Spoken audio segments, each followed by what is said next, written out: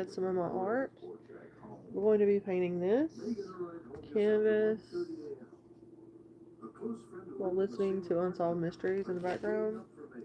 I already picked out 3 of my colors. I have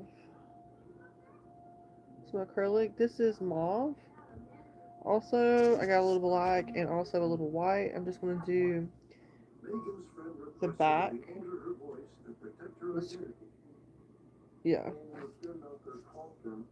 And all of a sudden, there was this guy in his car. He was speeding as fast as he could stop. But instead of getting out, the driver remained in the car. Then I said, well, why is the guy just sitting there?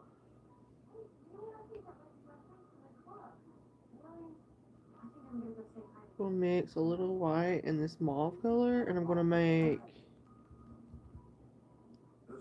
like a blue, a dark blue sky. It's going to be a night sky though.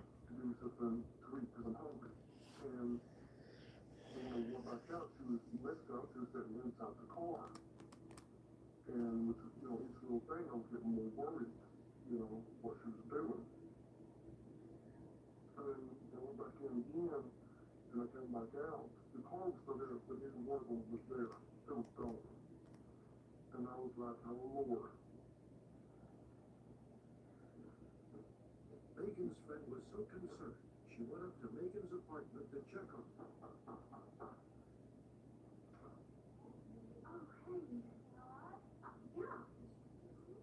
Hi, she said, oh, wow, it was my friend from the club. And I went down to him, and he just, his head slowly didn't say a word. And I didn't speak to him at all either. And I said, well, are you sure you're okay? And she says, yes, I'm fine. That would be the last time she would see Megan alive. When Megan Curl's body was found, there was a remnant of a nightgown on her. Most of it had burned off. In interviewing men from her past, we learned that her normal sleeping attire would be something along the lines of shorts and a t-shirt. But if she were going to be romantically involved, she would sometimes wear a negligee or a nightgown.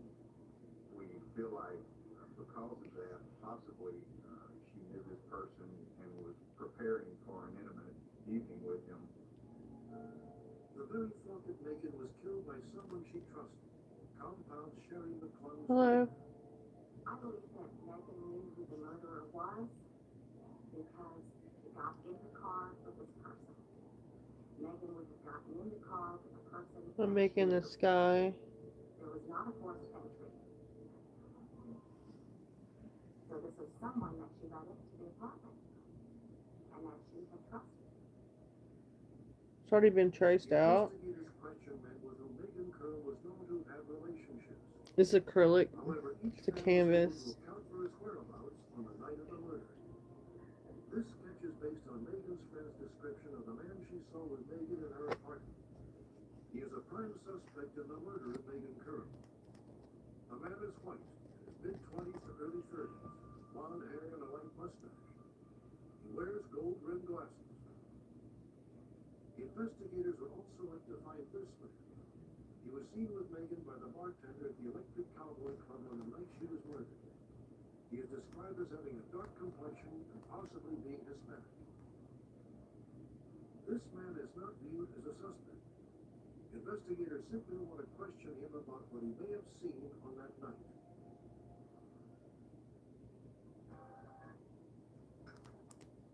Oh no! A murder weapon! It can cost a fortune to get a contractor. It's not covered by homeowners insurance. That's why you should have home serve. Your waterline rates also some qualified contracts to fix it and pays to cover the bill. Hello, Andy. Doesn't need to be a nightmare. Like the home serve started just $4.99 a month.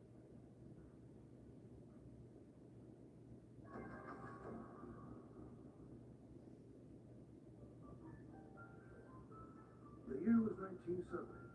Margot Freshwater, blonde, wide-eyed teenager from Columbus, Ohio, found herself in an unlikely place. Tennessee State Prison for Women. A one-time babysitter had just been convicted of first-degree murder. But Margot would not remain incarcerated for long.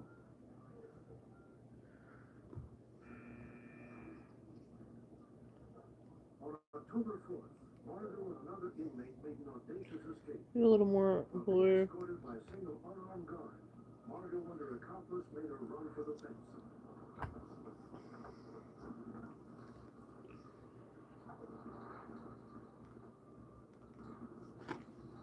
The guard had to make a decision whether to stay with the main group or chase after. All the guard could do was try to summon some help and have somebody to go after. Margot Freshwater has not been seen since.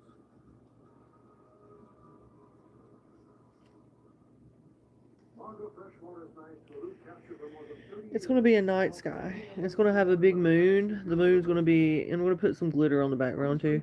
She is like the fabric of everyday life. But Margot Freshwater is a convicted killer. With your help, authorities hope to find you and turn her to jail. How did Margot Freshwater, a young woman with no criminal background, end up a murderer?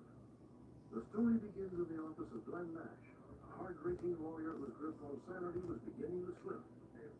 Nash was being investigated by the Memphis Bar Association for legal misconduct. He had come to the deluded conclusion that agents from the bar were conspiring against him.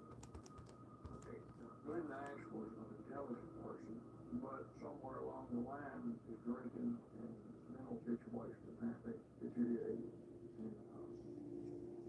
He just took a left-hand turn. Glenn Nash. Margot Freshwater. Margot had come seeking Nash's help in getting her boyfriend out of jail. Who then took advantage of whom is open for debate. Well, I'm here because of my boyfriend. He's in the Memphis jail right now for armed robbery. Margot was a young, attractive blonde, very good figure. Margot had the distinct ability to turn a man's head when she was horrified. And I just drove down from Ohio to help him out. I believe Margot was Shania the Nash. She didn't have any life experience, especially with any kind of situation like this. Margot had no money to pay Nash. She couldn't even afford a place to stay while in town. Baby. Nash agreed to take the case pro bono. He also put Margot up at a local boarding house. The married 41-year-old and the 18-year-old then began a torrid affair. But Nash was increasingly consumed by paranoid delusions that agents in the Return to sender all negative energy, Texas curses, and negative thought forms. told Margot's landlady they were going bowling.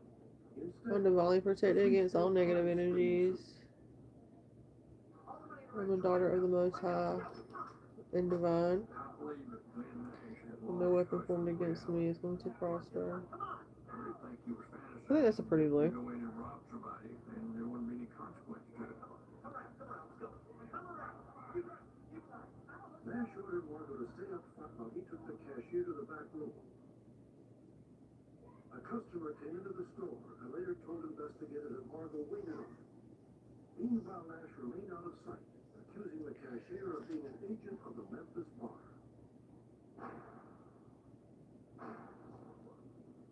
I seriously doubt Margot knew that any of this was coming until it got started. The cashier, Hillman Robbins, was tied up with rope and shot 5 times in the head. The 22 and 38 were both used in the murder. He left behind a wife and 2 children. Witnesses saw 2 people matching Margot and Nash's description, fleeing a liquor store and hopping into a white Ford Fairlane. 12 days later, eyewitnesses describe an almost identical scene at a Florida convenience store.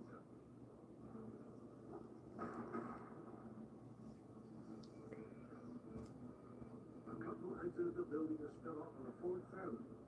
Inside the store was the body of Esther Boyd. She had been shot in the neck.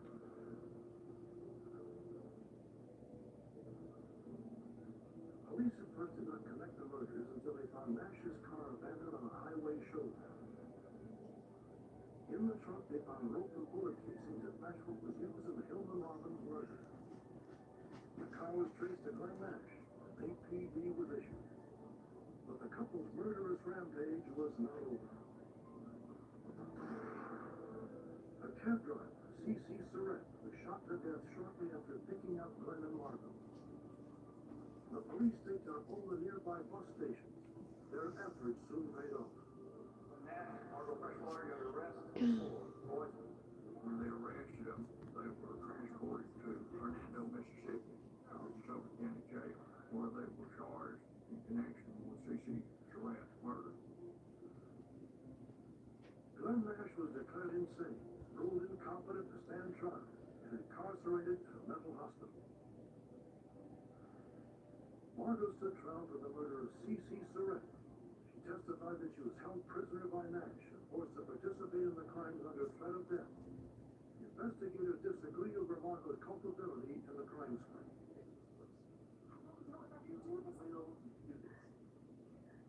Margot Freshwater, in my opinion, was in a psychological condition where she wouldn't attempt to escape Nash, fearing being killed. I don't think that Freshwater was a victim in any way. She had opportunity after opportunity to leave, not commit these crimes, but I think she enjoyed it. The jury could not decide either and failed to reach a verdict twice. 3 years later, Margot was tried for the murder of the first victim, Hillman Robbins. She was found guilty and sentenced to 99 years in state prison. 18 months later, Margot and another inmate, Faye Fairchild, scaled a barbed wire fence, hitched a ride, and disappeared.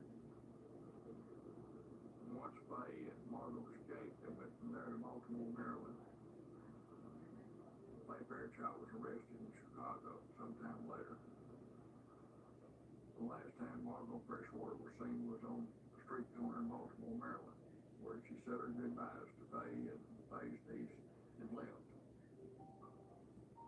After that, Margot Freshwater seems to have disappeared off the face of the earth. I would say that she has changed her life around. She was probably living as a mother, or maybe even a grandmother at this time. Margot committed a crime, and she needs to spend her time in prison and serve that sentence.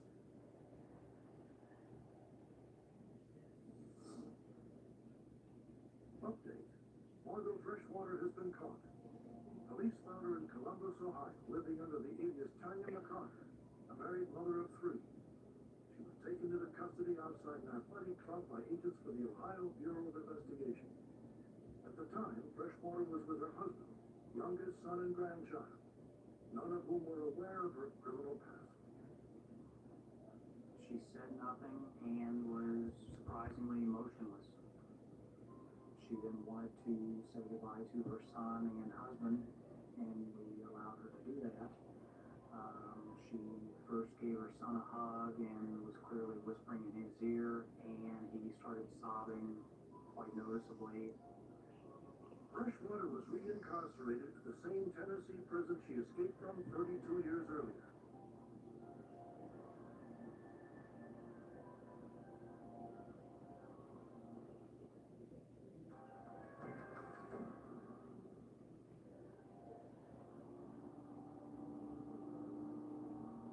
Washington Snake River. Your love is like a river, peaceful and deep. Your soul is like a secret that I never could keep. When I look into your eyes, I know that it's true. God must have spent a little more time on you. Never to be seen again.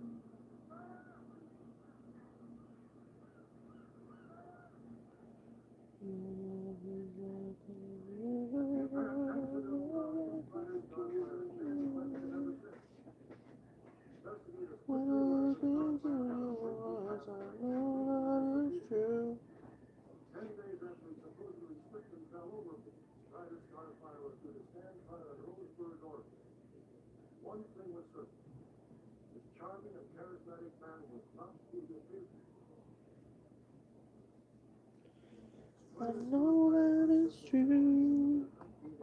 God must have spent a little time with you. By the early 1900s, Starfires had a son and daughter, and settled into a seemingly idyllic life in Roseburg, Oregon. The teenage daughter of a dear family friend was a frequent guest of the Starfire. Where is my tissue? Visited so often that she became a second daughter to Strider and his wife, and a beloved sister to their kids. When I look into your eyes, Mentioned what called unexpected God must have spent a little time with you. He often told her every tale revolving around his supposed exploits served as Okay. Oh, okay. Let's see. Let's see. Let's see. Strider alongside the Irish Republic of Ireland. Oh, you, oh, you, oh, you, oh, you. Crusader. Oh, you, oh, you, The poor guy oh, up by you. his boots and give the God underdog must the have day. spent Take the leader. a little Story very well. time. He's the one called Starfire. But there was one particular story even more fantastic than the other. There was the prince of the house of Alexander. Strider Starfire claimed he was the last surviving member of the Scottish clan called the House of Alexander, and he apparently had proof.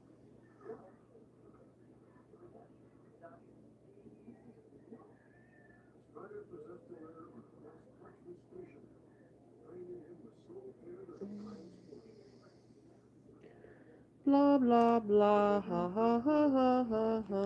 Blah, blah, blah. And Strider always made himself available to her.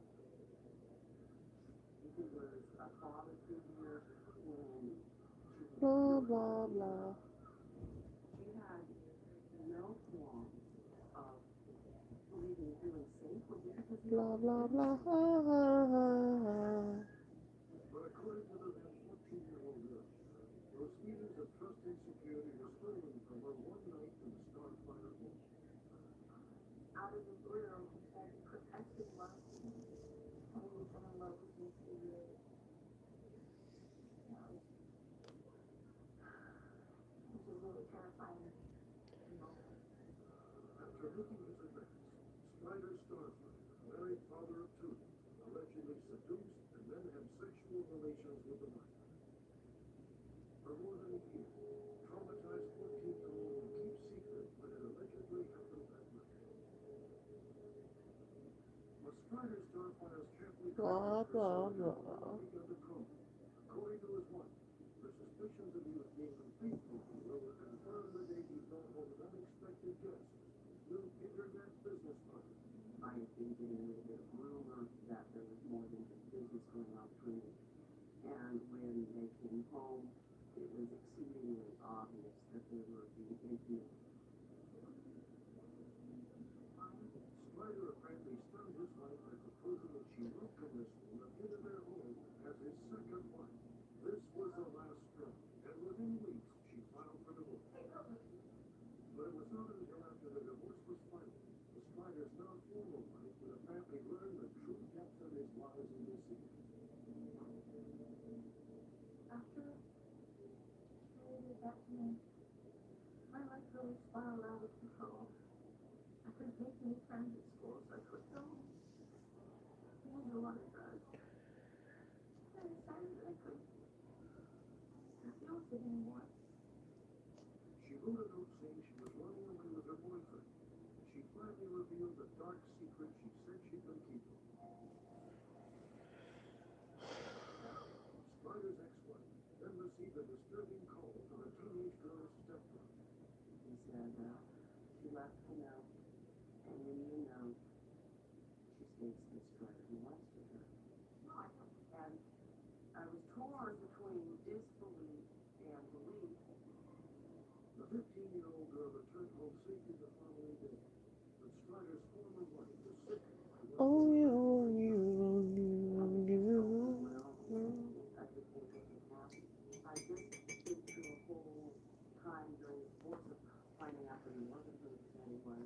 last 11 years really has nothing to do with reality.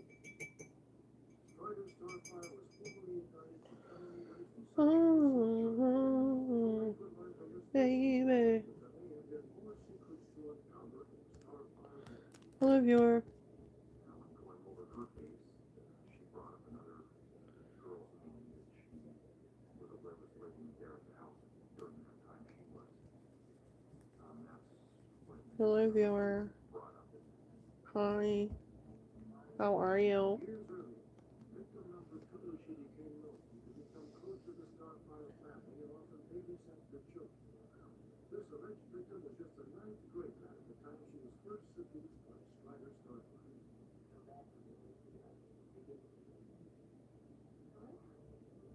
She told authorities he had charmed her, a fantastic tale of his Scottish inheritance, promises to make her his princess. On you, baby. On you.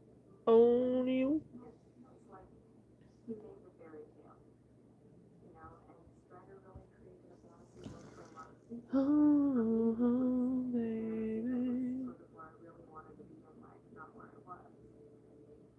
That obviously wasn't just an isolated incident. It had to come forward, not only to get validity to the other girls' claim, but also On you. On you. Oh. Oh.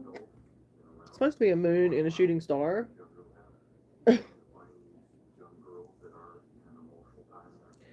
Babe, I'm using blue, white, and black. And no, this is not a paint by numbers either. So no. Was arrested and released on his own recognizance for a waiting trial. Then just 10 days before that trial was due to begin, Starfire Oh, baby. baby. But in my 13 years experience, I've never had Oh, one like mama. the suspicions of investigators were quickly aroused. Trying to fade it out. I don't want it to like. I want it to fade into one another. Police found it strange that the boat was dry. Didn't appear to have been used that day. All the fishing gear on board was clean and neatly stowed away. Inside Starfire's pickup truck, investigators were surprised to find a fishing license in the name of Daniel Chase, which was determined to be Starfire's legal name. They learned Starfire was only a native, one of 2 he was going to use. Some knew him by the name of Curtis Jacob. Further investigation determined the Starfire had never served in Vietnam. It's starting to look good. I'm sure Mr. Starfire is alive and well. I don't believe Mr. Starfire was ever on that boat, ever on the river. I believe he's hoping that at some point all this will just go away and he can lead on with a happy life. Strider Starfire is wanted on 13 felony charges related to the rape and sexual abuse of minors. Authorities fear he may be committing similar crimes.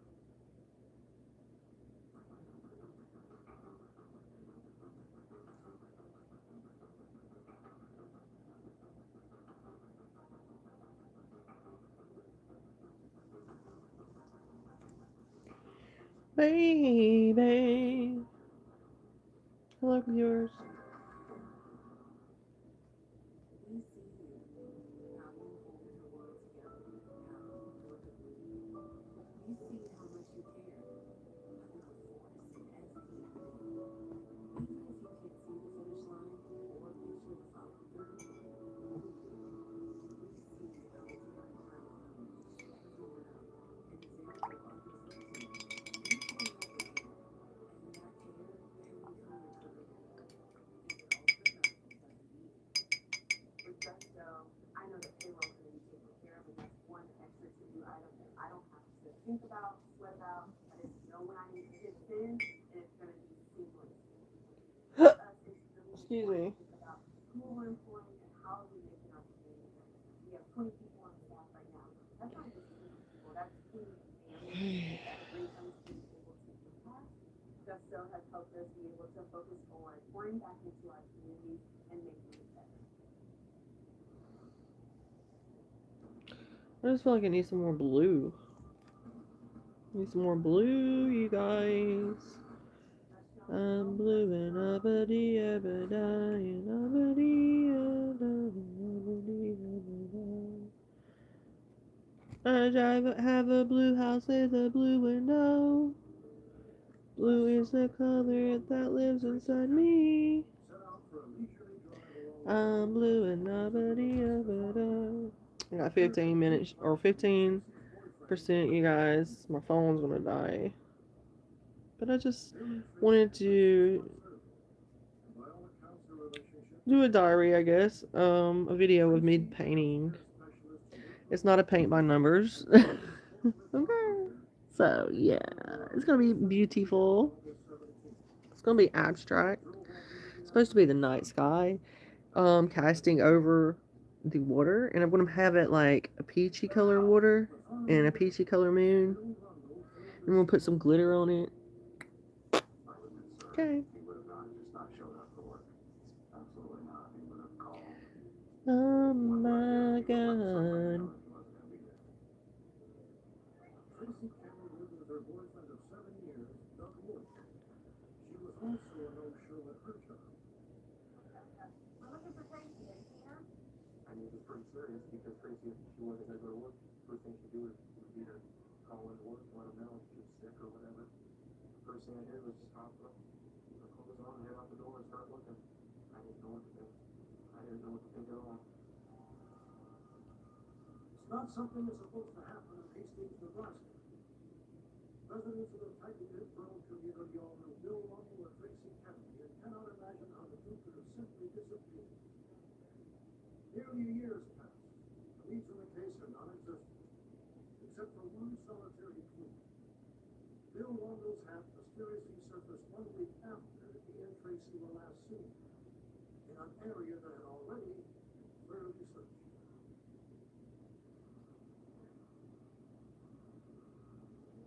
On the day Bill and Tracy vanished, it was little to foreshadow the bizarre events about to unfold. That afternoon, the two paid a visit to Tracy's parents' house, 38 miles southeast of Hastings, Nebraska. Hey, hi, guys. Hello. That's my friend, Bill. We've never met him before, so don't know anything about him. But we, you know, it's like our dad's a friend of Tracy's and a friend of ours. We never talked about what they were going through. I'm blue and nobody ever die, and nobody ever die, and nobody ever die. But Tracy Kennedy didn't go home. Instead, she called her boyfriend Doug at 11 p.m. and made tentative plans to meet him at a local bar at 12:30 a.m.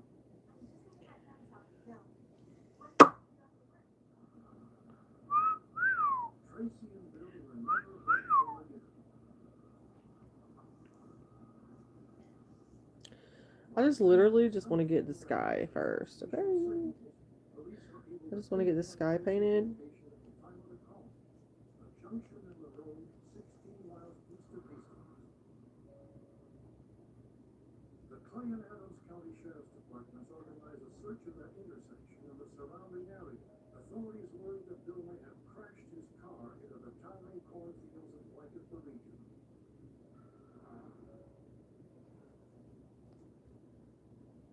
A 30-square-mile area was painstakingly gone over, but no sign of Bill, Tracy, or the chief turned up. It's like, you know, specific strokes make a difference, a huge freaking difference. Some areas were searched 2 and 3 times. I believe in a 30-mile circumference, we've done a very thorough job of searching. Not finding anything with as many searches as we've had, you know, you would think you'd find something. There's just nothing. Nothing. Police began to consider whether Bill and Tracy left voluntarily. At the time that he disappeared, Bill was really low. From what I know of Tracy, she was really gentle, sweet person. And I think that Bill was probably really attracted to that as a friend. And that at that point he did need a friend. And I think maybe they needed each other. Bill and Tracy have been having an affair, kept completely secret from both their families and Tracy's longtime boyfriend. And could they have decided to run away together to start a new life, away from the small-town scrutiny of history? Tracy's a very responsible person. There was no way that she would run away from her responsibilities. She was very close to her parents. She was close to me. And if she didn't want to call me, if she ran off or something, the first people she would call would be her parents. They didn't run away. I feel that in my heart because neither one of them took a toothbrush. Neither one took their any change of clothing. There's no evidence as far as their credit cards, ATM, phones have ever been powered up from the day they disappeared. No evidence has led us in that direction that they're still out there. Then one full week after Bill and Tracy went missing, a baffling piece of evidence suddenly appeared. It was found at the same intersection where Tracy made the final phone call to her boyfriend, an area that had already been searched several times. We had a farmer come to us who had recovered a hat, and the hat was sent into the lab just in case. Through lab analysis, it was found that the hat was Bill Russell's.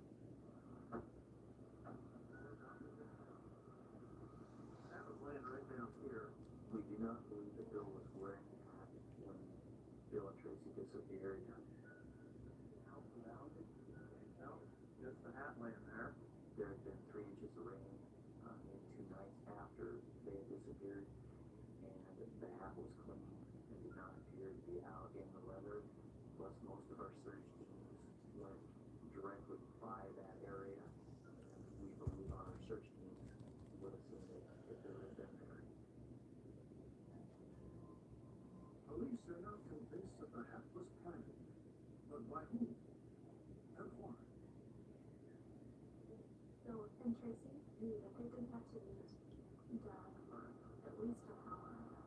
It would have been very normal for Bill to find a place to pull over. And he pulled into a shaded area possibly and just opened up a few beers and talked. Is it possible that Bill and Tracy inadvertently put themselves on the path of a roving killer? Nebraska is an area where you travel through to get from east or west. There's always a possibility of somebody coming through the area that may have been a more severe criminal than we're normally used to. But who could have let two young healthy people dispose of their bodies in a car without leaving any trace of the crime? And why would a killer then plant Bill's hat 1 week later? Friends and relatives cling to the hope that Bill and Tracy are out there somewhere and will somehow turn up unharmed.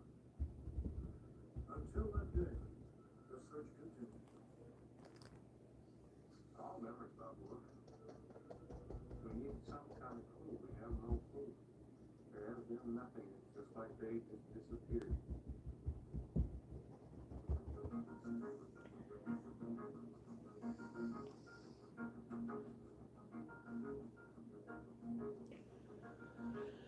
Hey guys, I'm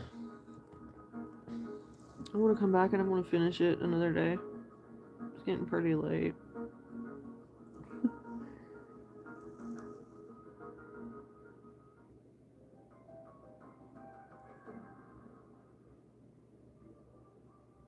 There are snapshots from another place. I'm picking up the name Annabelle. Young father cradles his newborn daughter. Virginia Burns always thought there were photos of her. I'm picking up. After Virginia's father died, her mother revealed the truth. The little girl in the pictures was in fact Virginia's half-sister. Her name was Susan. As a young man, Virginia's father had been previously married. The circumstances of a long-standing dispute with his mother-in-law had forced him to leave his wife and his baby daughter Susan. I'm sorry, Joe. In later years, his attempts to locate them met with failure.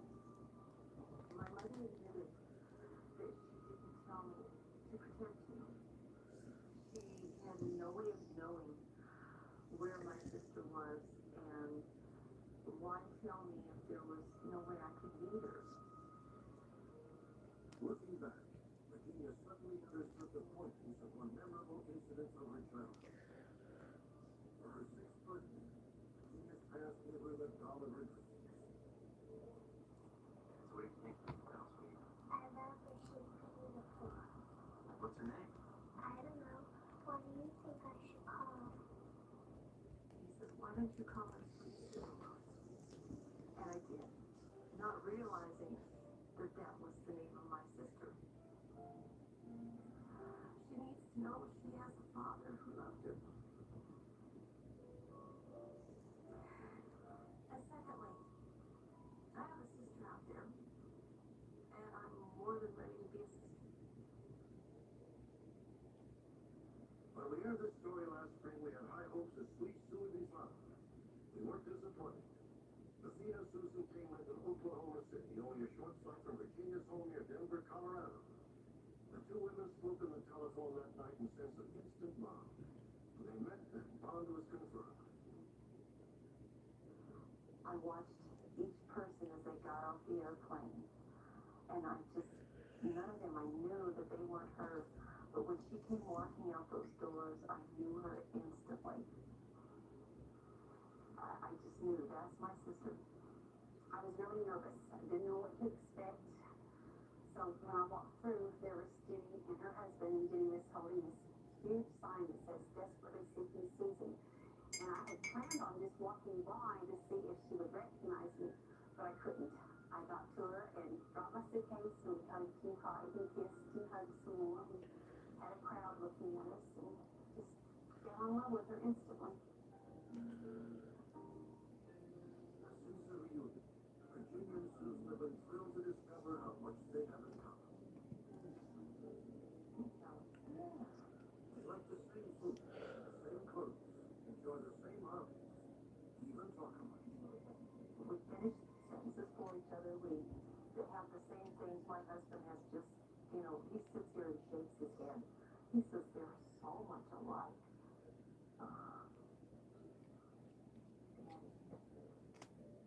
I feel like that if our dad was here right now, that from what Jenny's told me about, he would be able to have both of us together. I would love to give him a hug. Tell him that he liked search for him since I was 21. He thought about him since I was 12. I think he would be happy for us. He'd probably think, oh Lord, the world's not safe now with two of them. The doll that had stood in for Susan for so many years now had special meaning for both of them. A tangible reminder of their father's love. I knew it was a gift from our dad to her, but I also felt like someone like that. It was mine too. This was definitely.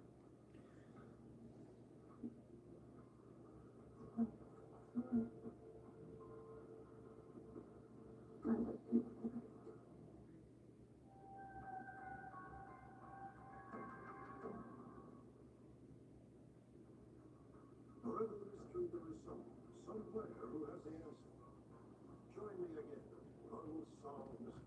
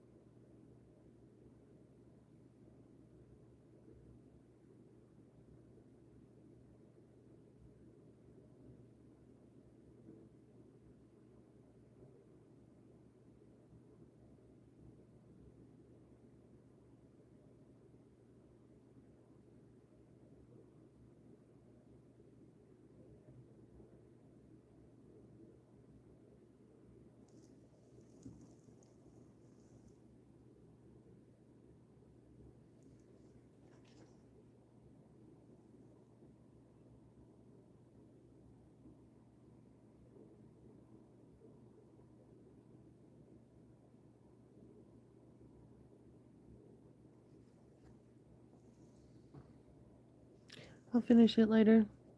Thanks for the likes, you guys.